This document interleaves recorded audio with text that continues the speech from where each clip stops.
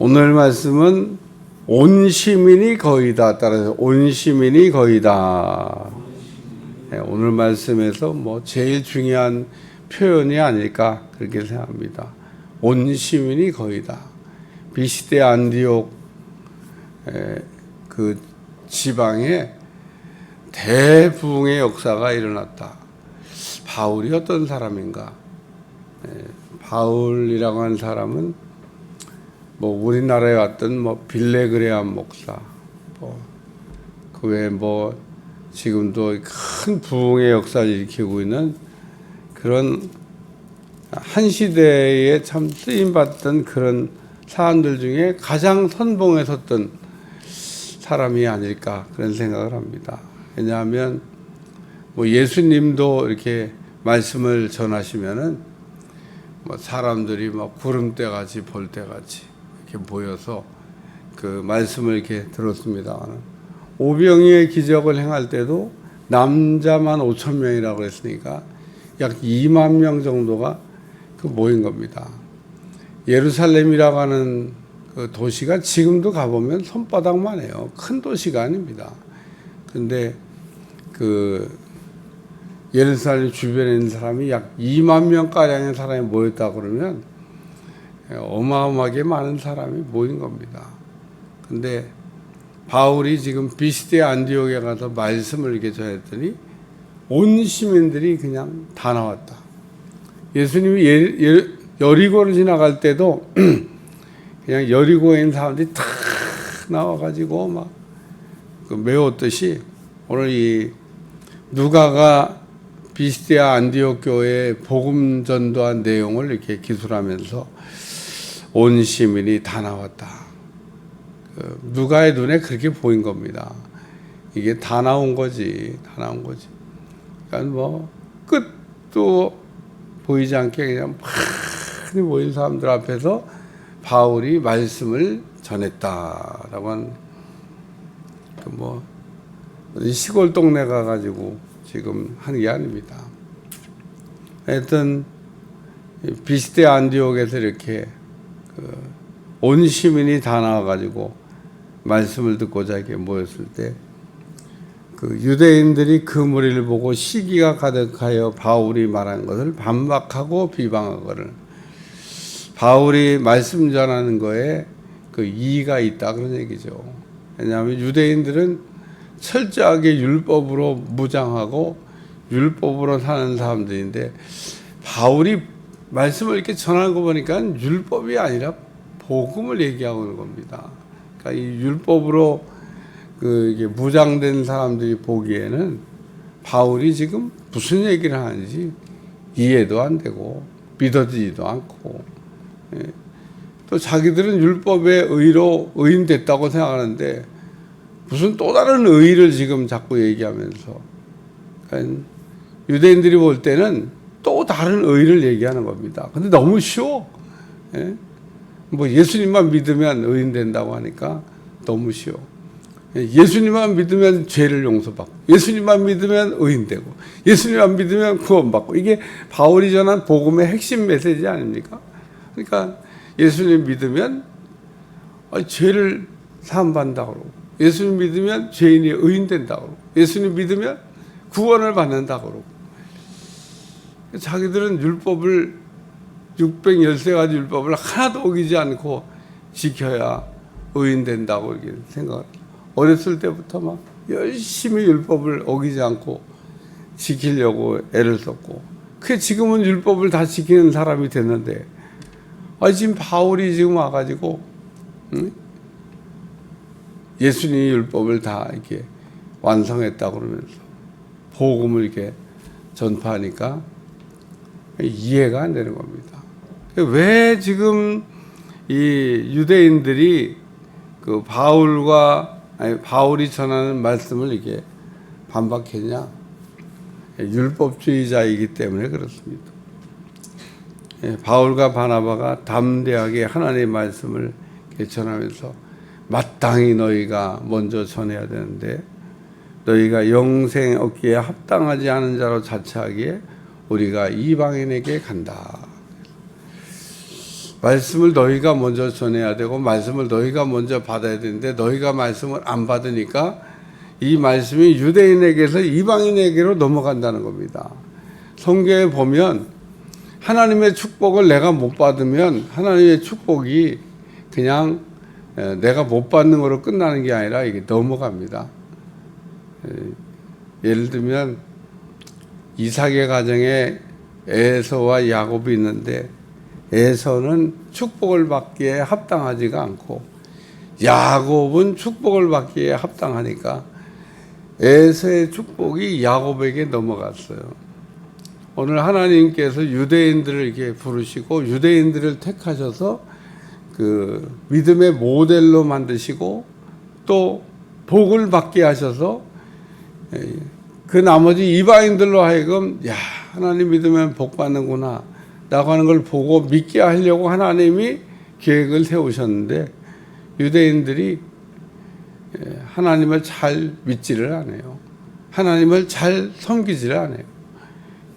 오늘 여기 바울이 복음을 전하는데 오늘 그 복음에 대해서 비방하는, 그래서 바울이 영생을 얻기에 합당하지 않은 자로 자처하기에 우리가 이방인에게로 간다. 그러면서 그 바울이 복음이 이방인에게 전파되는 것을 안타깝게, 그러니까 먼저 유대인들이 받아야 되는데 유대인들이 안 받으니까 이 복음이 이방인에게 넘어갔다.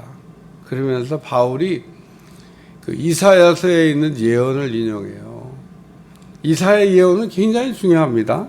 여기 기억 이렇게 써놓고 내가 너를 이방의 빛으로 삼아 너로 땅끝까지 구원하게 하리라 하셨느니라 하니, 바울이 비방하고 있는 사람들에게 이사야의 예언을 인용해서 하나님의 복음이 이방인에게 너 간다고 한 이야기를 말씀하고 있습니다. 그러니까 복음이 유대인에게만 복음이 아니고 복음이 이방인에게도 간다. 유대인들은 그런 생각을 꿈에도 해본 적이 없습니다. 왜냐하면 복음은 유대인들의 복음이지 이방인들의 복음이 아니다. 그리고 좀 더 심한 사람은 이방인은 사람도 아니다. 우리만 사람이다. 지금도 저 미국 남부에 가면 그런 생각을 하고 사는 사람도 있다고 그래요. 우리만 인간이고 나머지는 인간이 아니다. 그러니까 백인만 인간이고 백인 외에는 인간이 아니에요. 우리도 인간이 아니에요. 흑인만 인간이 아닌 게 아니고 우리도 인간이 아니에요. 그 사람들은 백인 우월주의에 빠져서 지금도 노예제도가 다 없어지고 지금 이런 세상에 살면서도 여전히 백인 우월주의. 그래서 그런 동네에 어떤 동네 잘못 들어가면 숙소에 들어갈 수도 없어요. 호텔에도 노, 우린 백인만. 교회에도 노, 교회도 못 들어가요. 참 대단한 자긍심을 갖고 백인들이, 그 옛날 노예 시대 때는 노예가 흑인 잡아다가 노예가 사람이 아니죠. 우리가 이런 얘기하면 그게 실제 있었던 일이잖아요. 유대인들은 이방인들 백인 우월주의에 빠진 사람들이 노예를 인간이 아닌 걸 생각한 것처럼 인간이라고 생각해도 그렇게 했겠어요. 그러니까 오늘 유대인들이 이방인을 생각할 때 이방인은 인간이 아니다. 아마 그 정도까지 생각해서 그래요. 근데 무슨 이방인한테 복음을 전해요. 바울이 이방인에게 복음을 전하는 게 이해가 안 돼요. 근데 하나님이 이게 하신 일이죠. 누가복음 10장에 베드로가 이방인에게 가서 복음을 전해요. 그러니까 바울이 먼저 한 게 아니고 베드로가 먼저 했고, 그 바톤을 받아서 베드로는 유대인들에게, 바울은 이방인에게. 누가 복음 전하기 더 쉬웠을까? 내가 볼 때는 둘 다 어려워요. 유대인에게 복음을 전하는 거나 이방인에게 복음을 전하는 거나 둘 다 어려운데, 하나님이 어쨌든 바울을 너는 이방인의 복음 사도로 내가 부르고 택했다. 그래서 바울이 이방인 전도를 하면서 유대인들이 복음을 받아들이지 않은 거에 안타깝게 생각을 하면서, 그러나 주께서 이같이 우리에게 명하시되 내가 너를 이방의 빛으로 삼아 너로 땅 끝까지 구원하게 하리라. 근데 오늘날도 우리가 복음을 땅 끝까지 가지고 가야 되는데 그렇게 생각을 안 하는 사람이 있습니다. 우리끼리만 뭐 복음이면 되지, 무슨 우리끼리도 아직 복음 전도가 다 안 되는데 무슨 이방까지 가냐. 이방까지 가야 돼요. 그게 하나님의 뜻입니다. 하나님은 그래서 선교가 무슨 뭐 성관계가 막 특별한 일을 하고 있는 게 아니라 그냥 주님이 하라고 한 일에 순종해서 우리가 하는 거지, 그 이상도 그 이하도 아닙니다. 우리가 무슨 대단한 일을 하는 것도 아니고 특별한 일도 아니고 당연히 우리가 해야 될 일을 그냥 하는 건데,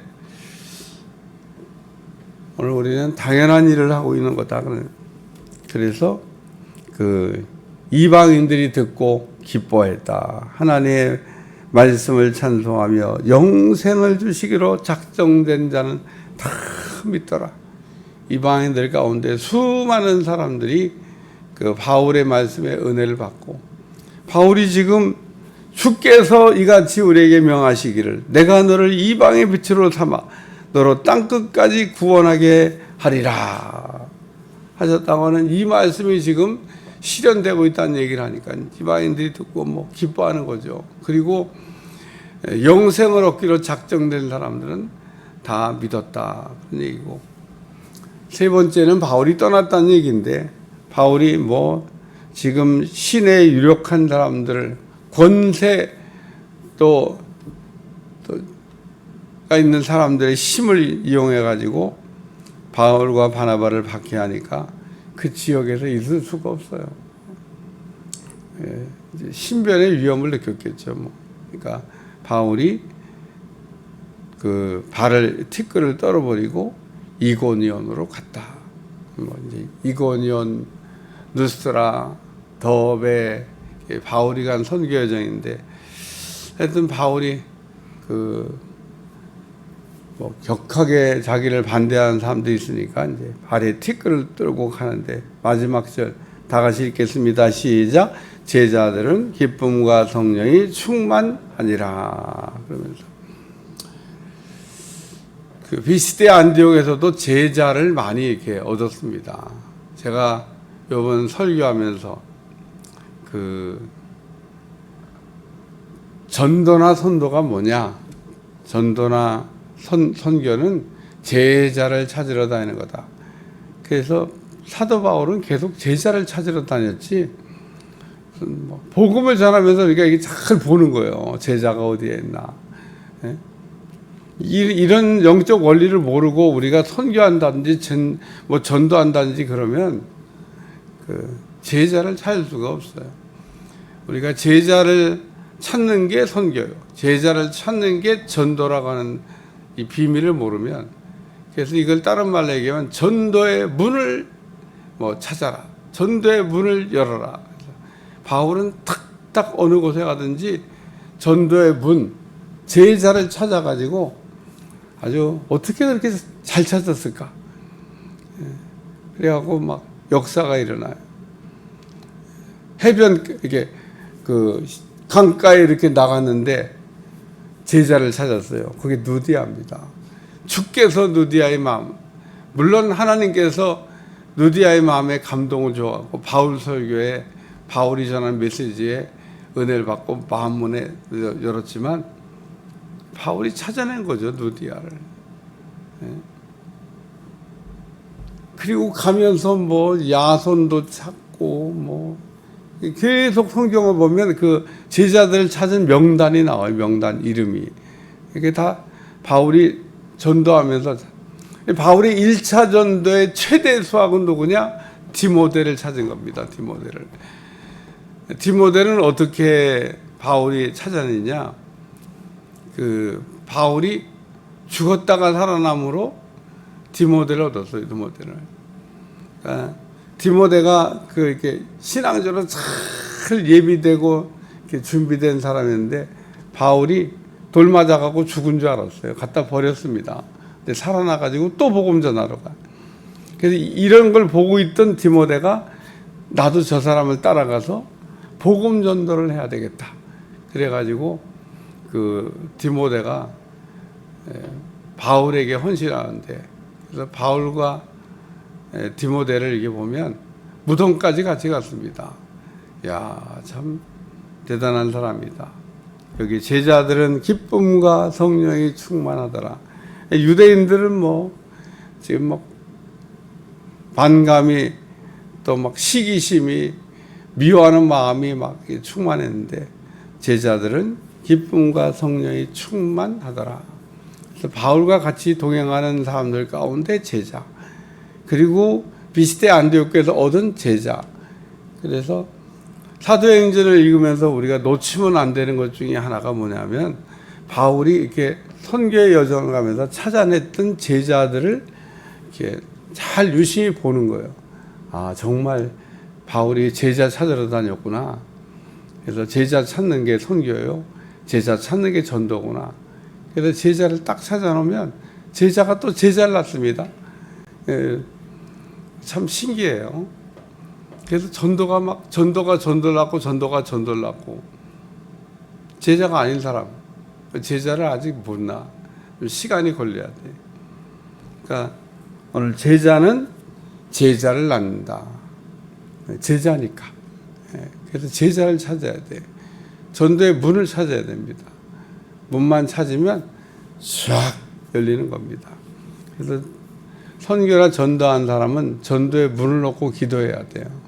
전도의 문을 열어주시옵소서. 그게 무슨 기도냐면 제자를 만나게 하여 주시옵소서. 그 기도예요. 제자를 딱 만나면 제자가 제자를. 오늘 여기 비스대 안디옥 교회 사람들이 다 나와서 말씀을 들었는데, 오늘도 이런 부흥의 역사가 우리가 있는 곳에서 일어나야 될 줄로 믿습니다. 기도하겠습니다. 진포의 부흥이 일어나게 하시고 경기도의 부흥이 일어나게 하시고 이민족의 부흥이 일어나도록 은혜를 베풀어 주옵소서. 말씀을 전할 때마다 역사가 일어나게 하시고 듣는 사람들로 하여금 변화가 있게 하여 주옵소서. 예수님의 이름으로 간절히 기도하옵나이다. 아멘.